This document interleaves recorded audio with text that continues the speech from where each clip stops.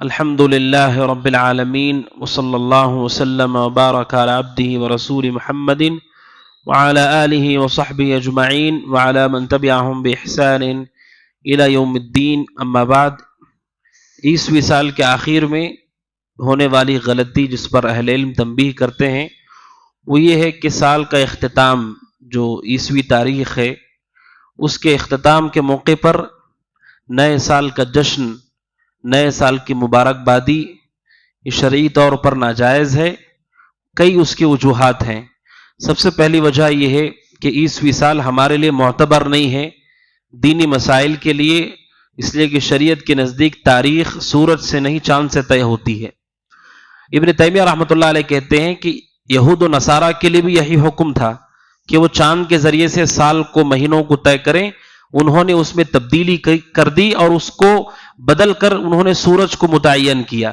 اگر کوئی آدمی اس کو نیا سال سمجھتا ہے تو اس نے مخالفت کی اس کی کہ اللہ سبحانہ و تعالیٰ نے چاند کو ہمارے لیے تاریخ کا ذریعہ بنایا ہے۔ نمبر 2، یہ یہود و نصارہ کی مشابہت ہے۔ یہود و نصارہ نیا سال اس کا اہتمام کرتے ہیں، اسے مناتے ہیں، بطور عید اسے ایک دوسرے کے ساتھ بانٹتے ہیں خوشی کو۔ یہ یہود و نصارہ کے ساتھ بھی مشابہت ہے۔ اور تیسرا یہ ہے کہ آپ نے دین میں نئی عید کو شامل کیا۔ اسلام میں 2 ہی عیدیں ہیں جو سال میں ہوتی ہیں، رمضان اور بقرعید۔ کوئی اور رات ایسی ہے جس میں اہتمام کیا جاتا ہے تو یہ نئی عید کا اضافہ ہے۔ اس کے علاوہ بہت ساری وجوہات ہیں جس کی وجہ سے یہ ناجائز ہے کہ کوئی آدمی سال کے اختتام پر ایک دوسرے کو مبارکبادی دے یا اس کا اہتمام کرے، احتفال کرے یا کسی بھی طریقے سے بن کر میں شریک ہو۔ ہمارے لیے جو سال ہے وہ سورج پر نہیں چاند پر منحصر ہے، چاند کے ذریعے سے تاریخ طے ہوتی ہے، اور ہمارے لیے نیا سال محرم سے شروع ہوتا ہے جبکہ ابھی محرم نہیں ہے۔ اور اسلامی تاریخ بھی ہو، ایک محرم بھی ہو، تب بھی اس میں بھی ایک دوسرے کو مبارکبادی دینا، اسے منانا وہاں بھی ثابت نہیں ہے۔ جب اسلامی نئے سال میں ہی ثابت نہیں ہے تو 20ویں نئے سال میں کیسے یہ جائز ہو سکتا ہے؟ سلف صالحین نے اس کا اہتمام نہیں کیا۔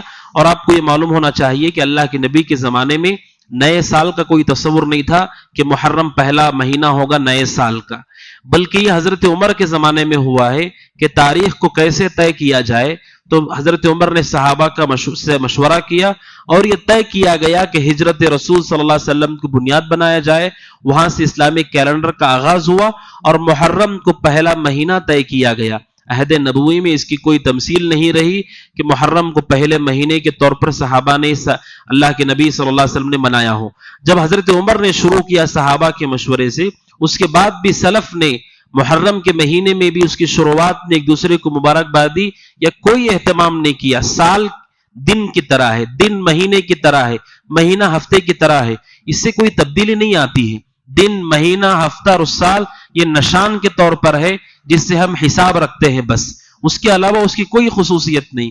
کوئی کہتا ہے 1 سال ہو گیا اس لیے ہم خوشی منا رہے ہیں، پھر 1 مہینے پر بھی ہونا چاہیے۔ اس کی کیا خصوصیت ہے؟ سال کے کہنے کی کیا خصوصیت ہے؟ کچھ لوگ کہتے ہیں ہماری عمر سے تعلق ہے، عمر سے بھی اس کا تعلق نہیں ہوتا ہے۔ ہمارا سال کب پورا ہوتا ہے؟ ہماری پیدائش کے دن پر اتنے دن پورے ہو جائے تب وہ 1 سال ہوتا ہے۔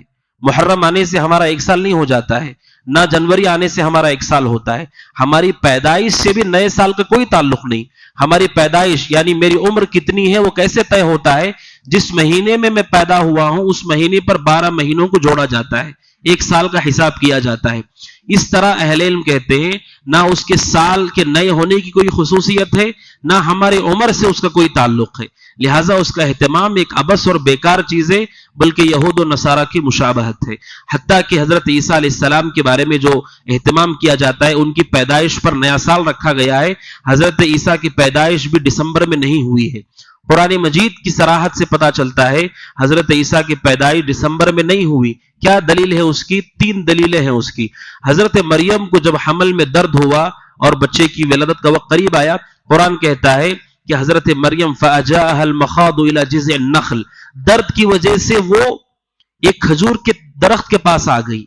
اہل علم کہتے ہیں محققین اگر وہ ٹھنڈی کا مہینہ ہو، دسمبر جیسا مہینہ ہو، تو ایک عورت جس سے حالت حمل سے ہے اسے درد ہو رہا ہے تو درد کی وجہ سے کسی محفوظ جگہ جائے گی جہاں گرمی محسوس ہو۔ ایسے ٹھنڈ کے موقع پر وہ کسی درخت کے نیچے کیوں آئے گی؟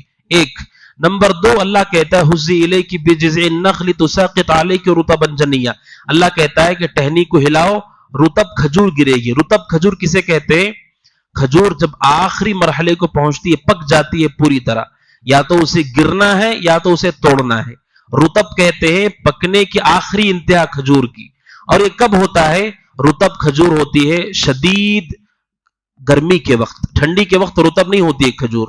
اس وجہ سے کھجوروں کے پکنے کا جو وقت ہوتا ہے اگست اور ستمبر میں وہ پکتی ہے، اور شدید گرمی کے وقت وہ پکتی ہے۔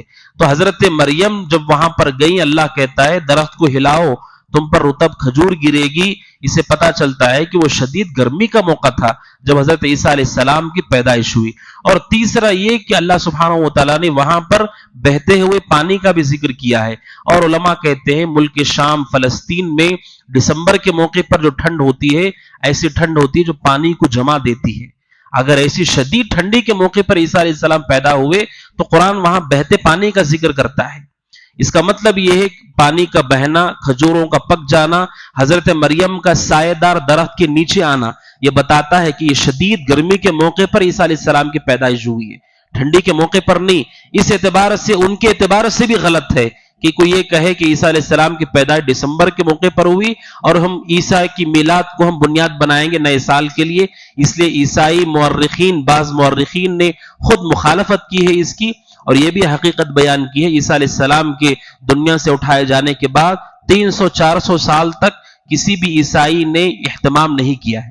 اس کا اہتمام نہیں کیا ہے، یہ بھی 4 صدیوں کے گزرنے کے بعد شروع کیا گیا ہے۔ جس طرح عید میلاد النبی ہمارے یہاں پر 3 صدیوں کے گزرنے کے بعد شروع کی گئی ہے، عجیب اتفاق ہے کہ یہ بھی 4 صدیوں کے گزرنے کے بعد شروع کی گئی ہے، ورنہ 4 صدیوں تک عیسائیوں نے بھی عیسیٰ علیہ السلام کے دن کو نہیں منایا ہے، ان کی شریعت میں بھی اس کا کوئی تصور نہیں ہے۔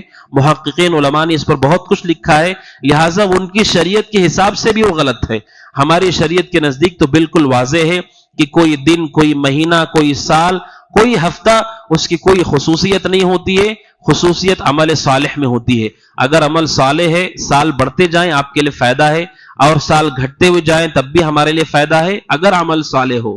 اس کے علاوہ دنوں کی کوئی تاثیر نہیں ہے، اور 2 عیدوں کے علاوہ ہماری کوئی عید نہیں ہے، یہ اہل علم نے واضح کیا ہے۔ اللہ سبحانہ وتعالی سے دعا ہے کہ اللہ تبارک و تعالی ہمیں اس طرح کی خرافات سے محفوظ رکھے۔ ھذا وصلی اللہ وسلم علی نبینا محمد وعلی آلہ وصحبہ اجمعین۔ السلام علیکم ورحمۃ اللہ وبرکاتہ۔